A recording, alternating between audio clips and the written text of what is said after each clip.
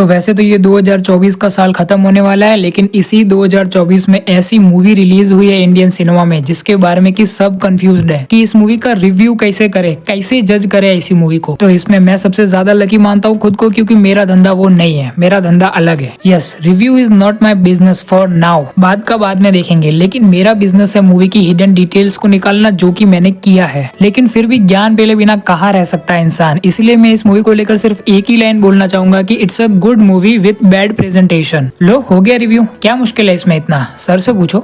तो चलो अब अपने मेन धंधे पर आते हैं, हिडन डिटेल्स। सबसे पहले तो इस मूवी का नाम UI। एक बार इस मूवी का नाम सुनने के बाद तुम्हारे दिमाग में ये ख्याल तो जरूर से आया होगा कि क्यों UI है, क्यों? तो वेट माय फ्रेंड, इसके लिए सबसे पहले मैं क्या गूगल के पास, तो गूगल ने कुछ ऐसा बोला, विकिपीडिया अनुसार, ओह सॉरी, रुको इंग्लिश में लगाता हूँ। and the makers revealed the meaning of the title UI to be the mark worn on forehead. समझे? नहीं समझे? हिंदी मीडियम वालों के लिए मैं ट्रांसलेट कर देता हूँ। इसका मतलब होता है माथे पर लगाने वाला चिन्ह। एंड अभी मेकर्स ने भी बता दिया है, और मूवी में भी एक डायलॉग है कि ये तो बालाजी के तिलक जैसा लग रहा है। तो सीरियसली ये बालाजी का तिलक ही है। और इस UI के और भी बहुत सारे मीनिंग्स है, जैसे कि यू एंड आई, यानी कि तुम और मैं, और इसी को कन्नड़ा में निन्नू नानू, या फिर तेलुगु में भी यही होता है मेरे ख्याल से। और प्रोनाउंसिएशन थोड़ी इधर उधर हो गई हो तो माफ करना, क्योंकि जैसा कि नमूना तुमने आगे देखा, मैं गुजरात में रहता है। एंड कई लोग इसको यूनिवर्सल इंटेलिजेंस भी बोलते हैं, एंड कुछ उपेंद्र जी के फैन इसको उपेंद्र इंटेलिजेंस भी बोलते हैं। अब हाँ, वैसे देखने जाए तो उपेंद्र जी स्मार्ट तो है, यानी कि इंटेलिजेंट तो है। मूवी की मेकिंग के अंदर उन्होंने इंटेलिजेंस नहीं दिखाई, वो अलग बात है, लेकिन मूवी की स्टोरी को लेकर जो इंटेलिजेंस दिखाई है इन्होंने, वो आउट ऑफ द बॉक्स है। एंड हाँ, और ये जो वार्नर निकाला था, इसको लेकर भी काफी स्मार्ट खेल गए नहीं वो, जैसा इस टाइम की ऑडियंस एक्सपेक्ट करती है किसी मूवी से, एकदम मशीन गन लेकर मारने वाला और एकदम डिस्टोपियन एरा वाली, जो कि ज्यादा एक्साइटिंग हो, वही सब दिखाया इन्होंने वार्नर में। आई मीन कि सब कुछ मूवी के सेकंड हाफ में देखने को मिलता है हमें, ये डिस्टोपियन एरा और ये पूरा मशीन गन वाला सीन, वही का वही इन्होंने वार्नर में रखा है। ऐसा नहीं कि कुछ फर्स्ट हाफ का भी दिखा दे कि लोगों को पता चले कि ये मूवी कैसी होने वाली है। यार मैं रेडी तो होके रहता कि ये देखने को मिलने वाला है हमें फर्स्ट हाफ में, काफी सोचने पर मजबूर करता है, लेकिन जो चल रहा होता है स्क्रीन पे उसको देखकर अभी क्या ही बोले। ये मूवी एक स्टेज शो जैसी फील होती है। अगर ये स्टेज शो होता तो काफी हिट होता, क्योंकि अगर आपने एक चीज को नोटिस किया है तो जैसा कि उपेंद्र सर की आवाज में हमें सुनने को मिलता है मूवी की स्टार्टिंग में कि जो कुछ भी है सब एक फ्रेम में समाने की कोशिश करी है, यानी कि 2040 में जो ये दुनिया पूरी खत्म हो चुकी है और सारे लोग आकर एक ही जगह पर रहते हैं, क्योंकि उसमें हमें अलग अलग देशों के लोग देखने को मिलते हैं। अब ये हो सकता है कि यहाँ पर एक्चुअल में ये सारे लोग यहाँ पर रहने आए हैं, या फिर उपेंद्र जी का माइंडसेट कुछ ऐसा था कि इसके थ्रू में जो अभी करंट सिचुएशन है सभी देशों के बीच में जो अफेयर्स चल रहे हैं, करंट अफेयर्स में पढ़ते होगे तुम, क्या अभी मैंने अफेयर बोला, सॉरी, कि अभी ये जो युद्ध हुआ रशिया और यूक्रेन का, उन सारी चीजों को समाने की कोशिश करी है। क्योंकि हमें इसमें एक सीन देखने को मिलता है एक अफगानी आदमी का और कुछ रशियंस का,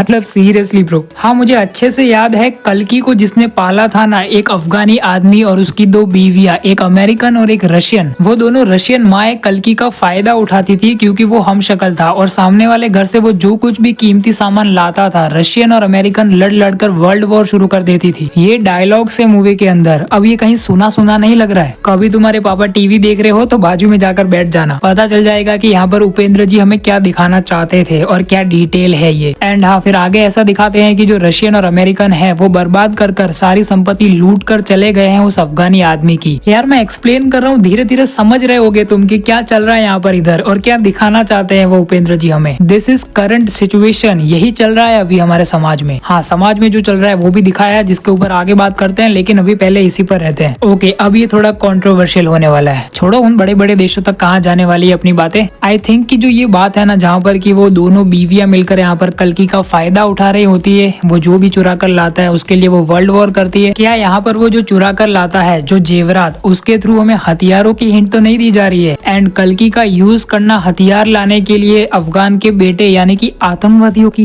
डैम ब्रो। तो उपेंद्र जी आप कहना क्या चाहते हैं कि जो रशिया और अमेरिका है वो अफगानी आतंकवादियों यानी कि टेररिस्ट का यूज करती है अपने फायदे के लिए? ओके, ये थोड़ा ज्यादा हो रहा है, आगे बढ़ते हैं। अब यार आप लोगों के दिमाग में ये सवाल आ रहा होगा कि यहाँ पर कल्कि के कैरेक्टर को इतना डार्क क्यों दिखाया है इस मूवी में। अब इससे पहले कि आप लोग ऑफेंड हो जाओ, मैं आपको ये बताना चाहता हूँ कि उपेंद्र जी का जो सेकंड कैरेक्टर है ना, वो सत्या का है। एंड जो फर्स्ट कैरेक्टर यानी कि कल्कि, वो एक्चुअल में कल्कि नहीं बल्कि झूठ है। ये जो डबल रोल हमें नजर आया है उपेंद्र का, वो सच और झूठ जो कि हम लोगों के दिमाग में भी होते हैं। एंड बहुत सारी कन्वर्सेशन में हम ये नोटिस भी कर सकते हैं कि बिल्कुल वैसी ही बातें हो रही है हैं जैसे कि हम अपने मन के अंदर सोचते हैं। ओके, अभी इस चीज में ज्यादा डिटेल में जाएंगे तो वीडियो लंबा हो जाएगा। एंड 2040 में नहीं पैदा हो रहे कल्कि, ठीक है। तो अब यार भले ही वो कैरेक्टर कल्कि का ना हो, लेकिन उसको लेकर जितनी भी सारी चीजों का ध्यान देना चाहिए था उन सारी चीजों का ध्यान दिया है मूवी के डायरेक्टर यानी कि उपेंद्र जी ने। एंड और हाँ, जिससे कि वो झूठ है वो अपने आप को कल्कि के रूप में स्थापित कर सके और लोगों को बेवकूफ बना सके, जो कि वो पूरी मूवी में करता भी है। सेम उन सारी ही चीजों का ध्यान रखा गया है जो कि कल्कि भगवान को लेकर कही जाती है, यानी कि वो शास्त्री जी के घर में पैदा होंगे, ठीक रात को 12 बजे पैदा होंगे, ये सारी बातें। लेकिन अभी क्या आपने नोटिस किया कि जो यहाँ पर झूठ का कैरेक्टर यानी कि कल्कि का कैरेक्टर है वो लोगों को बुद्धू बनाने के लिए अपने यहाँ पर कंधे पर एक पक्षी को भी बिठा कर रखता है, जो कि शायद आई थिंक यहाँ पर सिंबोलिज्म हो सकता है कल्कि भगवान के तोते का। वही तोता यानी कि शुक, जो कि भूत भविष्य काल सब कुछ जानता है। यस यस, और यहाँ पर कोई भी ऑफेंड होने वाली बात नहीं है, क्योंकि यहाँ पर मूवी के अंदर जो कल्कि यानी कि झूठ का कैरेक्टर है वो तो बुद्धू बनाने के लिए ही कर रहा है ना ये सब कुछ, जिससे कि ये आंख के अंधे लोगों को ये विश्वास हो जाए कि वही कल्कि भगवान है। एंड भाई यहाँ पर फ्यूचर और पास्ट के तो कई सारे रेफरेंसेस हैं, लेकिन यहाँ पर प्रेजेंट के रेफरेंसेस भी बहुत सारे हैं। एक तो मैंने तुम्हें आगे बताया, लेकिन कुछ कुछ और सीन्स जैसे कि यहाँ पर जाति और धर्म के नाम पर लड़वाना वो एक्चुअल में अभी हो रहा है, जो कि एक्सट्रीम लेवल पर जाएगा आगे 2040 में जाकर। तो यहाँ पर मूवी के डायरेक्टर ने हमें यही शो करने की कोशिश करी है कि ये जो छोटी छोटी चीजें हैं ना जिनको कि हम इग्नोर कर रहे हैं वो आगे चलकर बहुत ही ज्यादा एक्सट्रीम लेवल पर जाने वाली है। अब वो जाति और धर्म के नाम पर लड़वाने वाला तो हो गया, लेकिन एक और चीज है यहाँ पर लोगों को डिल्यूजन में रखना, उनको देशभक्ति की इतनी बड़ी बड़ी बातें बताना जिससे कि वो एक्चुअल जो मुद्दे हैं उनको भूल जाए, जैसे कि हम मंगल ग्रह पर जा रहे हैं देखो, और जो तुम्हारे घर के सामने रास्ता टूटा पड़ा है उसको भूल जाओ। एंड एक और चीज की जो सिस्टम के खिलाफ जाकर बात करे लेकिन वो बात सही हो फिर भी, क्योंकि उसने तुम्हारे नेता के खिलाफ कुछ ऐसा बोला है, उस सिस्टम के खिलाफ कुछ ऐसा बोला है जिससे कि तुम खुश हो, क्योंकि तुम्हारे दिमाग में तो वो सब कुछ डाला जा रहा है ना कचरा। तो कोई अगर सही बात करे तो उसको गिरा दो यानी कि उसको मार दो, और वहीं दूसरी तरफ कोई ऐसा इंसान जो कि यहाँ पर इंटेंशनली तुम्हारा नेता बनना चाहता है, यहाँ पर भेदभाव वाली बातें कर कर कि उनको ज्यादा मिल रहा है हमको कम, तो ऐसी बातों के बहकावे में जल्दी आकर उसी आदमी को अपना नेता मान लेते हैं सारे लोग, क्योंकि वो उनकी धर्म की यहाँ पर अच्छाई के बारे में बात कर रहा है। ओके, ऐसी काफी डीप डीप बातें हैं इस मूवी के सेकंड हाफ में, जहाँ तक मेरे को लगता है फर्स्ट हाफ में भी होगी, लेकिन शायद मैं उनको समझ ना पाया हूँ। लेकिन अभी इंडियन समाज को लेकर इतनी ही मेटाफोरिकल डिटेल्स नहीं है, काफी और डिटेल्स भी है इस मूवी के अंदर कि यहाँ पर क्या चल रहा है। सालों देखो, ऐसा होता था, होता है और होता रहेगा, कुछ नहीं कर सकते तुम। एंड अगर कुछ करना चाहते हो, बदलना चाहते हो तो यूआई मूवी देखो और फोकस प्राप्त करो। कैसे करे सर? यूआई एक्चुअल जो मूवी है वो तो आपने दिखाई ही नहीं, बस लास्ट में कुछ ग्लिम्स देखने को मिले हमें उस बालाजी के तिलक में। तो अगर ये जो मूवी दिखाई ही नहीं, इसके बारे में कुछ जानना है तो जो लोगों के रिएक्शंस थे ना मूवी की स्टार्टिंग में, उन सारे रिएक्शंस को देखने के बाद ही हम यूआई द एक्चुअल मूवी के बारे में जान सकते हैं थोड़ा बहुत। अब यार सबसे पहला रिएक्शन तो वो था जहाँ पर कि वो ब्रह्मचार्य धारण करने चला जाता है अपने छोटे भाई को अपनी बीवी को सौंप कर। अब ऐसा तो क्या दिखाया होगा मूवी में, जब से वो कैरेक्टर आउट ऑफ कंट्रोल हुआ है उसके पहले जो हमें सत्या की जर्नी दिखाई गई थी ना, सत्य को पाने की, और जो सत्या उस कल्कि के ट्रैप में से निकलता है, उसी चीज को दिखाया गया था उस एक्चुअल मूवी में, जिससे कि ये भाई को फोकस मिला और ये भाई चल दिए यहाँ पर संन्यास लेने। एंड एक और चीज जहाँ पर कि वो दोनों लेस्बियंस अपने रिलेशन को यहाँ पर एक्सप्रेस करती है सभी के सामने। अब इसको देखकर ऐसा लगता है कि मूवी में कुछ ऐसा दिखाया गया है जिससे कि उनको इस इंडियन सोसाइटी में ये गिल्टी भी फील ना हो कि ये क्या कर रहे हैं हम, और उनका डर भी मिट जाए कि ये क्या कर रहे हैं हम और क्या दिखाएंगे हम लोगों को, क्या मुंह दिखाएंगे। ये सब कुछ उनके दिमाग से हट चुका है और यही सेम चीज हुई है उस कपल के साथ जिन्होंने कि अपना रिश्ता खत्म कर दिया ये मूवी देखने के बाद, क्योंकि उनको फोकस मिल गया। एंड हाँ, वो एक टॉक्सिक रिलेशनशिप में ही जी रहे थे। ये जो सारे ही रिएक्शंस हमें लोगों के देखने को मिले हैं ना, वो उस मूवी को देखने के बाद मिले हैं या फिर ये उपेंद्र जी के थॉट्स हैं। एक्चुअल में ये उपेंद्र जी के ही थॉट्स हैं, जो कि वो हमको सिर्फ ऐसा बताना चाहते थे कि हमें कैसे जीना चाहिए इस समाज में, क्योंकि हम कहीं ना कहीं समाज से डर कर ही जीते हैं कि लोग क्या कहेंगे। यही एक लाइन हमने कई सारे लोगों से सुनी है, हमारे पेरेंट्स, टीचर्स, और कभी कभी तो हम भी यूज करते हैं ये। तो उस एक्चुअल यूआई मूवी में इन्हीं सारी चीजों के बारे में यही कहा गया होगा कि it's not a big deal, अगर मन नहीं लग रहा है तो संन्यास ले लो, अगर टॉक्सिक रिलेशनशिप है तो उसे छोड़ दो, और अगर किसी को चाहते हो तो वो एक्सप्रेस करो पूरी दुनिया के सामने। पहली जो चीज है संन्यास लेने वाली, उसको लेकर तो मैं सोच भी लूं, और सेकंड जो चीज है वो हो नहीं सकती, क्योंकि जो थर्ड चीज है वो मैंने अभी तक की नहीं है और करूंगा भी नहीं। साला एक मूवी देख के नहीं खा रहा जूते में अपने घर वालों के। एंड वो मूवी जिस मूवी में कि हमें ये बताया गया है कि ये मूवी देखकर फोकस मिलता है, जो मूवी की एक्चुअल में हमें देखने को ही नहीं मिली। कैसा लगा?